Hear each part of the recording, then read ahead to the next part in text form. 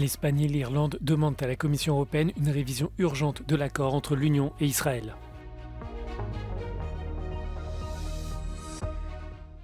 En Ukraine, nouvelle nuit de frappe russe. 3 personnes ont été tuées à Selidové, non loin de la ligne de front, dont un enfant et une femme enceinte. La première ministre estonienne assure qu'elle ne sera pas intimidée par Moscou. La Russie a émis un mandat d'arrêt à son nom. Rien de nouveau selon Kaja Kallas. Nicolas Sarkozy condamné en appel à 1 an d'emprisonnement dont 6 mois avec sursis dans l'affaire Big Malion. L'ancien président se pourvoit en cassation. En Grèce, le mariage pour les couples de même sexe est en passe d'être voté par le Parlement. Cette loi pourrait changer le quotidien de parents homosexuels.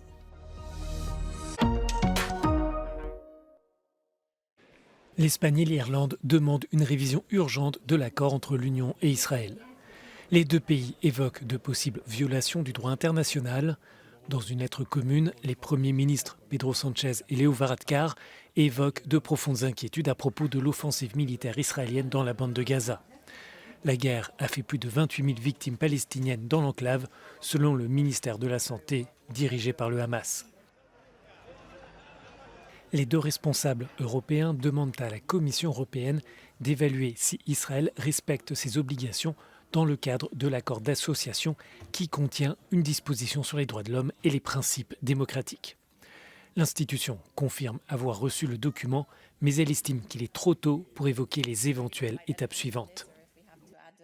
The EU consistently underlines the importance of ensuring the protection of all civilians at all times in line with international humanitarian law, and it deplores all loss of lives, of civilian lives, and that the EU continues to pass these messages in all its statements, but also as well bilaterally in its contacts with the Israeli authorities.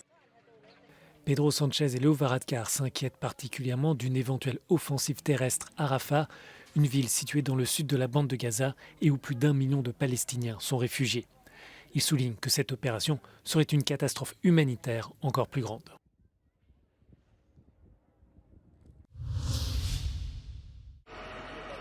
Dans la nuit de mardi, des bombardements russes sur la ville de Selidové, dans l'est de l'Ukraine, ont fait 3 morts, dont une femme enceinte et un enfant.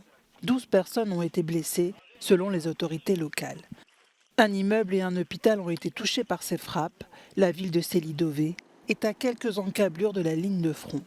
Il y a quelques jours, des drones russes ont touché un dépôt pétrolier, entraînant une pollution de plusieurs cours d'eau, non loin de Kharkiv. Можемо зазначити, що ворог не зменшив обертів, продовжує тероризувати цивільне населення правого берега, продовжує штурмові дії на лівому березі і цього разу наростив свою кількість спроб аж до 5. Тобто очевидним є те, що не маючи успіху, вони все одно продовжують штурмові дії. Dans la ville de Donetsk, des volontaires ont mis en place des abris souterrains pour les soldats. Le pays cherche à maintenir le moral de ses troupes face à la poussée de l'armée russe. L'Ukraine se dit à court de munitions. Certains pays comme le Royaume-Uni sont à son chevet. En visite en Bulgarie, le chef de la diplomatie britannique David Cameron, allié de Kiev, a appelé mercredi le Congrès américain à voter l'aide financière à l'Ukraine. Les républicains, majoritaires à la Chambre des représentants, bloquent cette aide de 60 milliards de dollars. Alors que l'Ukraine se prépare à entrer dans une 3e année de guerre, les citoyens s'inquiètent de voir une forme d'instabilité dans le soutien européen et américain. Les Ukrainiens se battent pour leur pays, mais ils s'alarment face aux opérations russes et particulièrement aux efforts de propagande de Moscou qui pourraient briser l'unité des alliés de Kiev. À Irpin et à Boutcha, où des massacres ont été perpétrés par les forces russes, les habitants sont toujours sidérés. We didn't think that Russia can invade us because a lot of my relatives live in Russia. My husband's aunt and her children live in Russia. And now they don't speak, they don't communicate because they can't believe us, that we are under bomb, that we struggle for our freedom. They don't believe you? They don't believe us.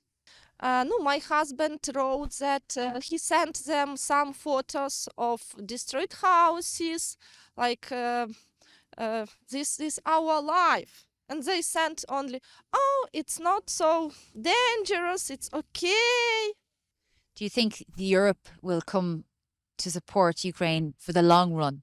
We all hope that Europe will support our country.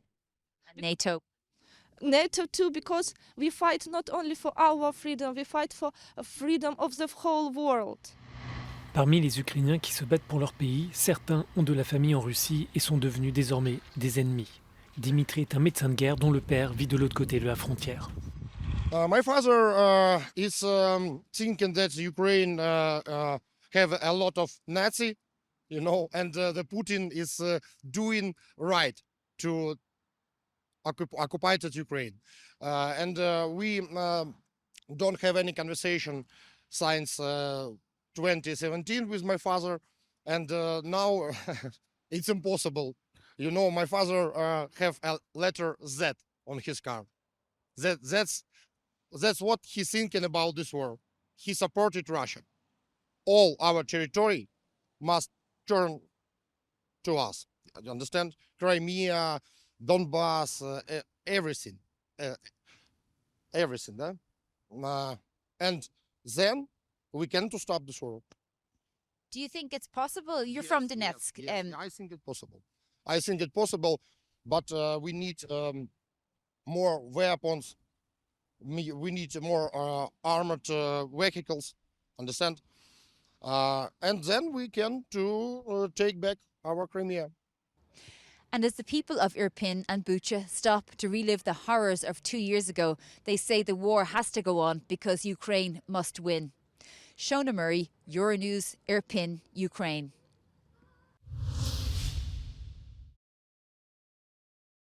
La première ministre estonienne assure ne pas être intimidée par le Kremlin. Moscou a émis un mandat d'arrêt au nom de Kaja Kallas pour une violation à la législation russe. Le ministère russe de l'Intérieur ne précise pas pour quel motif la responsable estonienne est recherchée. La première ministre estonienne dit ne pas être étonnée. Some years ago, my grandmother and mother were deported to Siberia, and of course, before that, there was an arrest warrant. So there is nothing surprising in that Russia hasn't changed. Le démantèlement des monuments soviétiques de la Seconde Guerre mondiale est au cœur du différend avec la Russie.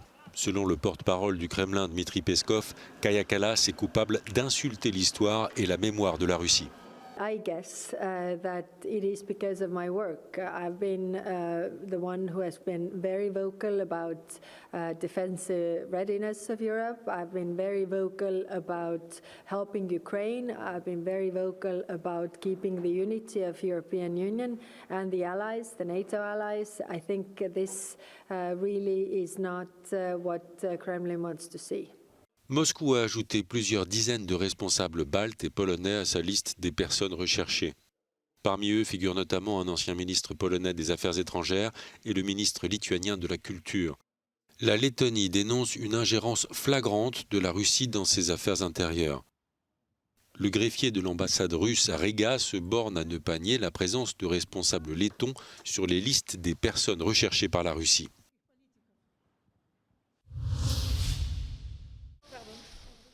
Nicolas Sarkozy, condamné en appel à 1 an de prison, dont 6 mois ferme. L'ancien président était jugé dans l'affaire Big Malion, du nom de l'agence de communication chargée de sa campagne présidentielle de 2012. La Cour d'appel de Paris estime que Nicolas Sarkozy avait été averti du dépassement des dépenses légales de sa campagne. Peu après le jugement prononcé, l'ancien président s'est pourvu en cassation et déclare via son avocat être pleinement innocent. Selon les médias, la campagne de Nicolas Sarkozy pour la présidentielle de 2012 aurait coûté 43 millions d'euros, soit près de 2 fois le montant maximum autorisé. En Grèce, les couples homosexuels pourront bientôt se marier civilement. Le Parlement doit légiférer ce jeudi. Cette loi marque une avancée pour les droits de la communauté LGBT, notamment pour les parents ayant fait le choix de recourir à une GPA.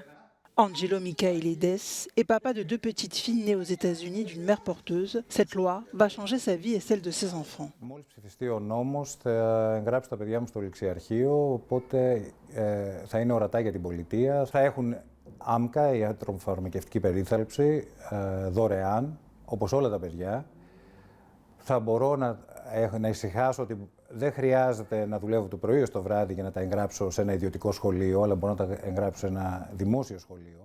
En Grèce, un enfant peut être de père inconnu, mais pas de mère inconnue, ce qui est un obstacle majeur dans la vie de parents homosexuels. Le gouvernement grec estime donc mettre fin à une injustice. Cependant, plusieurs députés sont réservés sur l'adoption par les couples de même sexe. Υπάρχουν πάρα πολλά παιδιά που μεγαλώνουν με 2 μαμάδες ή με 2 μπαμπάδες. Αυτά τα παιδιά στο σπίτι τους, όταν βγαίνουν έξω βόλτα, όταν πάνε να παίξουν μπάσκετ, όταν χτύπα ξύλο πάνε στο νοσοκομείο, έχουν δίπλα τους τις 2 μαμάδες τους. Έρχεται η πολιτεία και τους παίρνει τη μία μαμά, τους τη στερεί, την αφαιρεί από τα έγγραφά τους και τους λέει δεν έχετε δεύτερη μαμά. Τα παιδιά αυτά γνωρίζουν ότι έχουν δεύτερη μαμά. Το ξέρουν, το ζουνε κάθε μέρα. Άρα λοιπόν το πρώτο και πολύ σημαντικό είναι ότι αυτά τα παιδιά πια δεν θα στερούνται εξαιτίας της πολιτείας και εξαιτίας μιας κρατικής απόφασης τον δεύτερο γονιό τους. Ce projet de loi sème des remous au sein de la société grecque. Plusieurs partis d'extrême droite et l'Église orthodoxe s'y opposent fermement. Με την υπερψήφιση του νομοσχεδίου, η Ελλάδα γίνεται η 16η χώρα μέλος της Ευρωπαϊκής Ένωσης που επιτρέπει στα ομόφυλα ζευγάρια να παντρευτούν με πολιτικό γάμο. Για τη ΛΟΑΤΚΙ πλάς κοινότητα αυτή είναι μια σημαντική νίκη και μια στιγμή που περίμενε εδώ και πολλά χρόνια.